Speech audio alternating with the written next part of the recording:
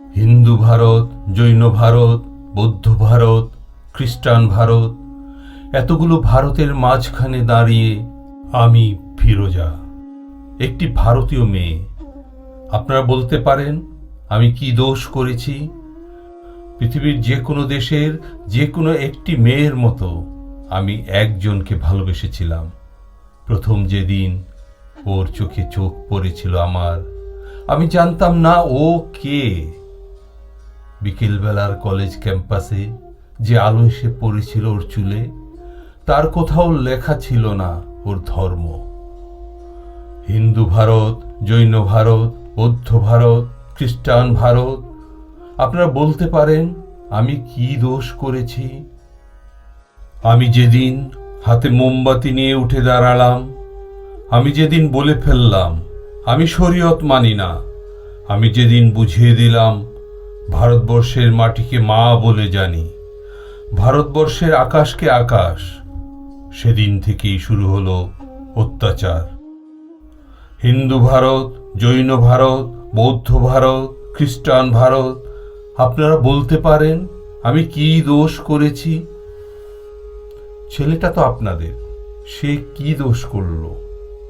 আমাকে ভালোবাসাই তার দোষ? ছেলেটার বাড়িতে আপনারা ঢিল ছুড়লেন, পার্সেল করে ছেঁড়া চটি পাঠালেন, ওকে হাতে মেরে ভাতে মেরে বাড়ির দেয়ালে বড় বড় করে লিখে দিলেন এসব চলবে না। লজ্জা করে না আপনাদের?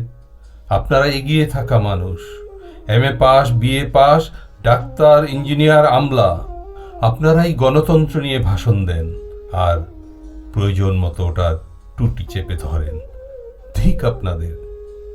আমি কি ছোটবেলায় ভোরের আলোয় সরস্বতী পুজোর ফল কাটিনি? আমি কি স্কুলের বারান্দায় বসে রাত জেগে আলপনা দিইনি? আমি কি পাশের বাড়ির হিন্দু বাবার জন্য রক্ত দিইনি?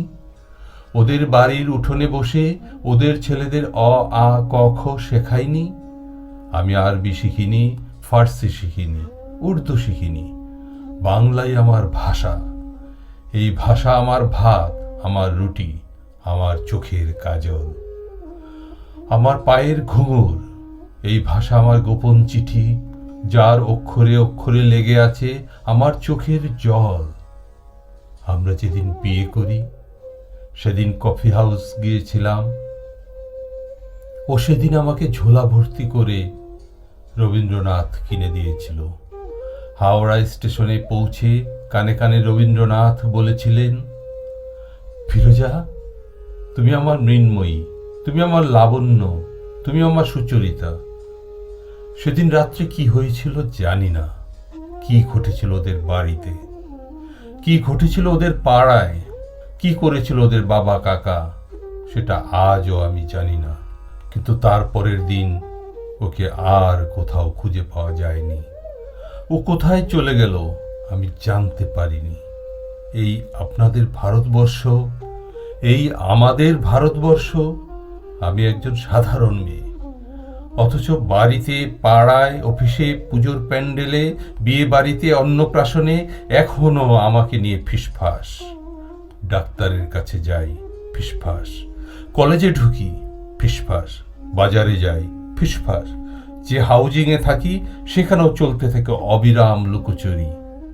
ওটা লুকোচুরি নয়, ওটা ফিসফাস নয়, ওটা আপনাদের গভীরে লুকিয়ে থাকা এক একটা সুপ্ত গুজরাট। যদি আপনাদের হৃদয় বড় না করেন, আকাশের দিকে আপনারা যদি না তাকান, এই পোড়া দেশে আরো আরো আরো অনেকগুলো পোড়া গুজরাট তৈরি হবে।